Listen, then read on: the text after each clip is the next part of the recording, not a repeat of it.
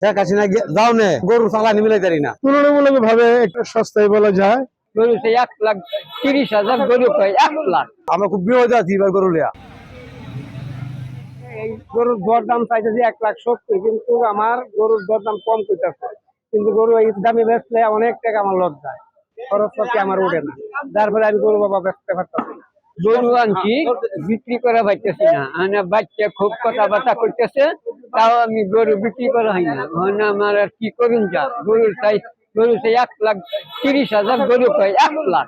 কান্দু নাচতেছে, বাকি অন্য জায়গা পাইতেছি না। অনেক কি গরু মনে করেন বাড়িতে 8 লাখ টাকা মনে হয়েছিল, 6 লাখ 7 লাখ টাকা ঠিক দিতে আছি। পেঁচাগিরি নাই, কিছু নাই। 8টা গরু নিয়েছিলেন, 3টে গরু আছে, 3টে বেচা হয়েছে, 6টা কিনে হয়েছিল নিয়েছিলেন। শেখ হাসিনা যাও নে গরু লিয়া, আমরা গরু চালানি মিলাই পারি না। গরু তো গরুর আসল রূপে দূরের কথা, আর লস আছে 2-3-5 হাজার। আমরা খুব বিপদে আছি এবার গরু লিয়া। শেখ হাসিনা যাও নে গরু লিয়া, খুব বিপদে আছি আমরা। গত বছর তুলনায় একটু স্বাভাবিকভাবে কম, কিন্তু সে তুলনায় কোনো গরু ওঠে নাই। অ্যাভেলেবল যে গরুগুলো আছে এগুলি কোনো গরু কেনার মতো না, মিডিয়াম ক্লাসে 1,20,000-30,000 টাকা যারা কিনতেছে তারা কি মোটামুটি পাইতেছে। আর একের নিচে যারা গরু মোটামুটি তেমন কোনো গরু না, এই আর বড় বড় কোনো গরু নাই।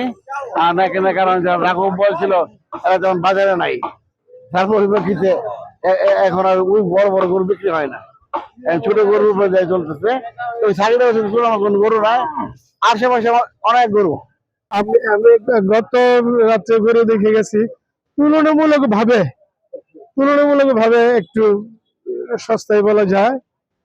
আর একটু পরে বোঝা যাবে আর কি। এখন তো মনে করেন যে 3টা-4টা বাজে, মাগরিবের পরে বোঝা যাবে যে সত্যিকারের গরুর দামগুলো কেমন। তবু একটু রিজনেবল বলা যায়, যে সহনশীল।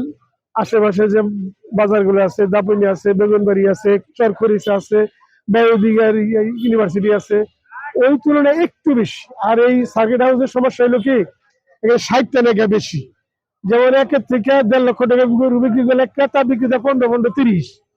আর যদি 1.5 লক্ষ টাকার উপরে হয়, 1.5 হইলে 2-2.4। এই সার্কিট হাউসের গরু ক্রয় বিক্রি, এটা সবচেয়ে বড় একটা সমস্যা। যেটা 60 বলে, 60টা একটু বেশি নেই।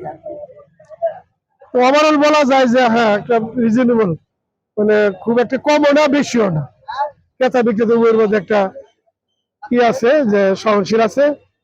কেনা বিক্রয় খুব একটা হতাশা না, যে বিক্রি করে সেও না, আর যে কিনে সেও না।